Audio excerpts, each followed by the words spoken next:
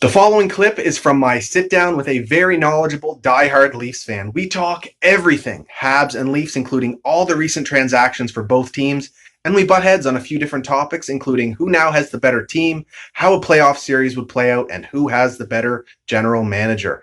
This video is sponsored by High Button Sports, and if you want to see the full sit down, check for the link down in the description.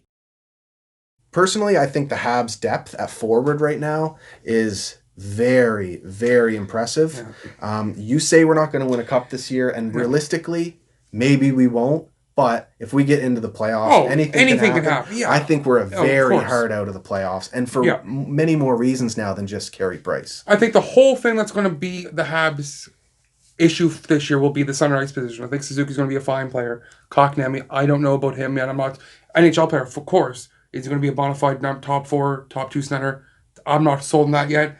Danault is the perfect guy for Montreal right now, just in terms of you can move him up and down the roster, no problem. So if those two young guys are playing well, you can move him third line. And he's still going to play a bunch of minutes because he's on the PK and all that stuff.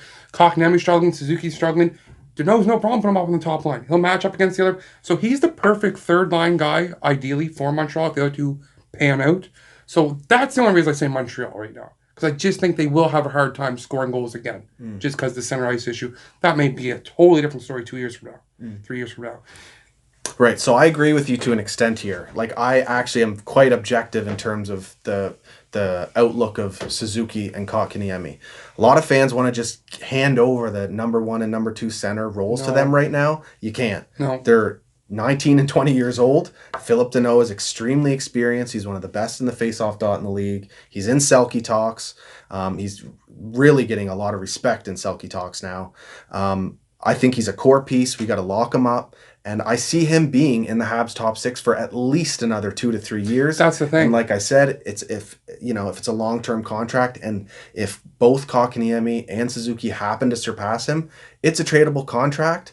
But I think Philip Danault has a lot more potential than what people are giving him credit for. He's just into the prime of his career. You think about it, he's put up multiple seasons around 50 to 55 points. Yeah. You add 10 to that, he's essentially Bergeron light. Maybe not a future Hall of Famer. We'll have to wait and see. Yeah. It's a leap, but you know what I mean? Yeah. And a lot of in Bergeron's best seasons when the team was succeeding, he had around 65 points. Yeah. It's not like he was this crazy offensive player. But he has had some seasons where he scored 70 and close to 80.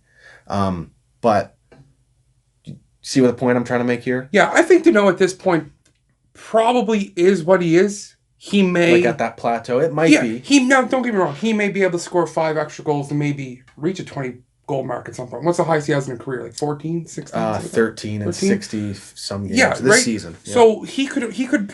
But ideally, like, he's the perfect, in my opinion, the perfect third-line center for a cup-winning team. Like, perfect third-line center. Because you don't have to... Personally, I don't think he's I think he could be a second-line center on a lot of teams, unless you're a Pittsburgh or Toronto who have 2 first-line centers. There's not many teams that have 2 first-line centers.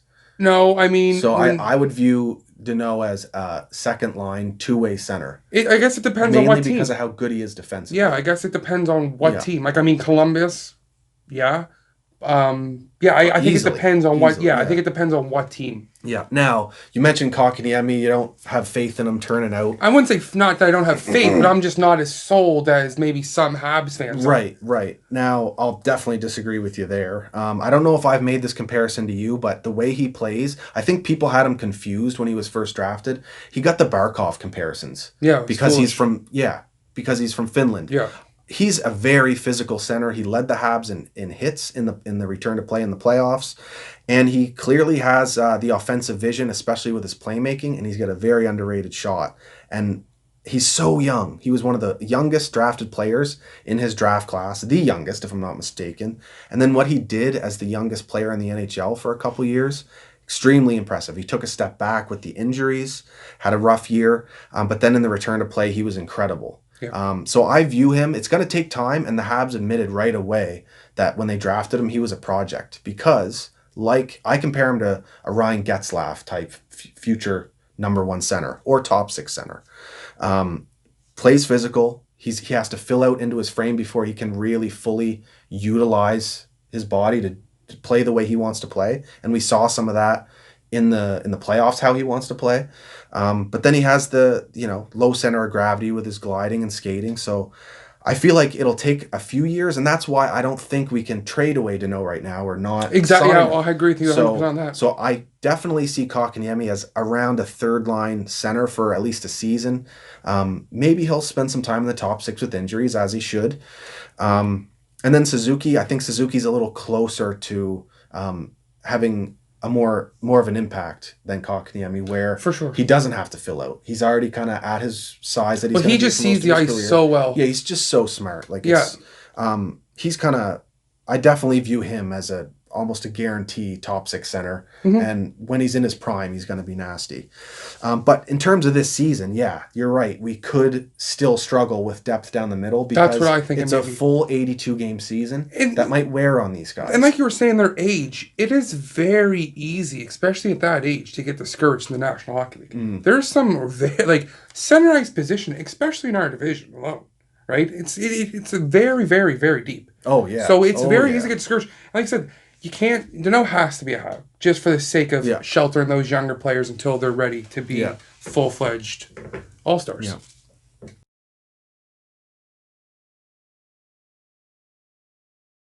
If you like this content, make sure to hit the subscribe button as well as the bell for notifications, and you can follow me on Twitter, Instagram, and Facebook at Scotian Canadian. Cheers, guys.